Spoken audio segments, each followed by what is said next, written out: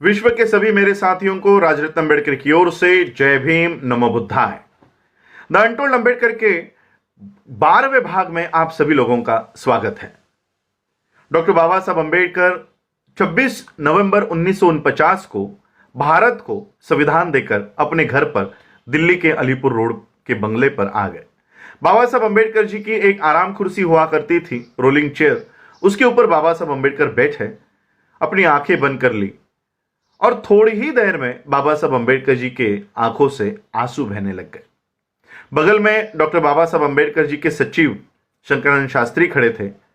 शास्त्री जी ने देखा कि बाबा साहब अम्बेडकर रो रहे हैं। अब बाबा साहब को कैसे उठाऊं और कैसे पूछूं कि आप क्यों रो रहे हो। शंकरानंद शास्त्री जी ने एक युक्ति की। बाबा साहब अम्बेडकर जी के पैरों के यहां बैठे और पैर दबाते दबाते बाबा साहब से सवाल किया, बाबा साहब, अभी आप इस देश को एक अच्छा संविधान देकर आए हो, एक अच्छी व्यवस्था देकर आए हो, किस बात का दुख है आपको, आप क्यों रो रहे हो। बाबा साहब ने आंखें खोली और शास्त्री से कहा कि शास्त्री, मैं मेरे जीवन के सफर को याद कर रहा था और इस सफर को याद करते करते मुझे मेरा बच्चा याद आ गया, मेरा बेटा, मेरा सबसे प्यारा बेटा राजरत्न मुझे याद आ गया। 2.5 साल की उम्र में इसे डबल निमोनिया हो गया था। उस समय डॉक्टर बाबा साहब अम्बेडकर जी की आर्थिक हालात कुछ अच्छी नहीं थी। बाबा साहब अम्बेडकर उस समय वकीली किया करते थे और ऐसे हालातों में बाबा साहब अम्बेडकर जी का यह बेटा, इसे डबल निमोनिया हो गया था। जुलाई 1926 में इसे डबल निमोनिया हो गया था और बाबा साहब अम्बेडकर हाईकोर्ट में, बॉम्बे हाईकोर्ट में एक केस के संदर्भ में गए थे। माता रमाई ने देखा कि राजरत्न का बुखार बढ़ते जा रहा है। माता रमाई ने बाबा साहब के कार्यकर्ता से कहा कि बाबा साहब जहां कहीं पर भी हो, उन्हें तुरंत घर लेकर आओ। यह कार्यकर्ता हाईकोर्ट पहुंचा और हाईकोर्ट पहुंचने पर बाबा साहब को संदेशा दिया कि बाबा साहब, आपको तुरंत घर बुलाया है। बाबा साहब अपना सारा काम छोड़कर, बाबा साहब को पता चला क्या हुआ होगा, बाबा साहब ने उसी हाईकोर्ट के दरवाजे से, उसी हाईकोर्ट के प्रांगण से तांगा किया और बाबा साहब जिस चाली में रहा करते थे उस चाली के सामने आकर यह तांगा रुका।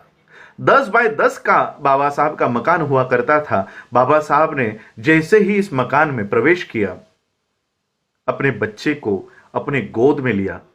गोद में बाबा साहब अम्बेडकर इस राजरत्न को लेकर उसको खिला रहे थे और बाबा साहब अम्बेडकर जी की ही गोद में इस राजरत्न ने प्राण त्याग कर दिया। उस समय बाबा साहब इतना फूट फूट कर रो रहे थे। दीवार पर सर पटक पटक कर डॉक्टर बाबा साहब अम्बेडकर रो रहे थे। पूरे कार्यकर्ता, पूरे चाली के लोग बाबा साहब को देख रहे थे। एक बच्चे की तरह बाबा साहब रो रहे थे। बाबा साहब को कैसे शांत किया जाए। बाबा साहब का बचपन का दोस्त मालू आगे आया। बाबा साहब को बहुत परिश्रम के बाद बाबा साहब को शांत किया। शांत करने के बाद एक कार्यकर्ता ने बाबा साहब से सवाल किया कि बाबा साहब, अभी रीति रिवाज के अनुसार पिता के पैसों से बच्चे के शरीर पर नए कपड़े लाने होते हैं, कफन लाना होता है, ये सारा साहित्य लाने के लिए पैसे दीजिए ताकि हम राजरत्न का अंत्यविधि कर सके। बाबा साहब के कानों पर जैसे ही ये शब्द पड़े, शांत हुए बाबा साहब फिर से फूट फूट कर रोने लग गए। बगल में माता रमाई खड़ी थी। माता रमाई को पता चल गया कि इस रोने की वजह कुछ और है। माता रमाई को पता चला कि बाबा साहब अम्बेडकर की जेब में नए कपड़े छोड़ो, कफन लाने तक के पैसे बाबा साहब के पास नहीं है। माता रमाई ने बदन पर की साड़ी फाड़ी और उस राजरत्न के शरीर पर कफन के तौर पर डाली।